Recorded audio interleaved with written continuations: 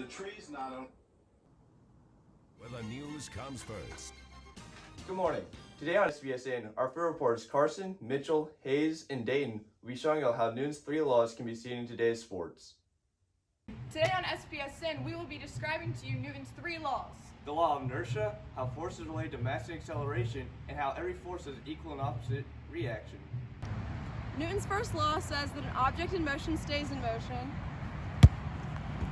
An object at rest stays at rest, if and only if the net force is 0.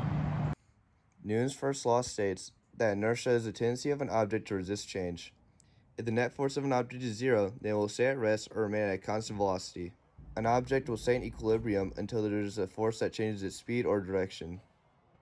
Newton's second law is when force equals mass times acceleration.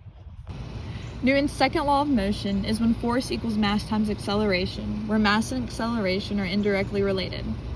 The greater the mass, the smaller the acceleration, and the smaller the mass, the higher the acceleration. This is seen because the golf ball has a smaller mass, which leads to its greater acceleration. But when hitting the basketball, you have a smaller acceleration because of its larger mass.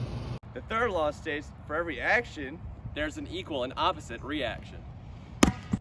This demonstration is an example of Newton's third law because the force of Hayes on Mitchell is equal and opposite to the force of Mitchell on Hayes. Hayes pushes Mitchell in the opposite direction of the way he is pushed by Mitchell. This shows the opposite force exerted on each other. When two objects interact, they each exert a force on each other, and that is shown by Hayes and Mitchell both bouncing off of each other. I hope you found our broadcast today very informing. I hope you can tune back in tomorrow to hear more about our local sports.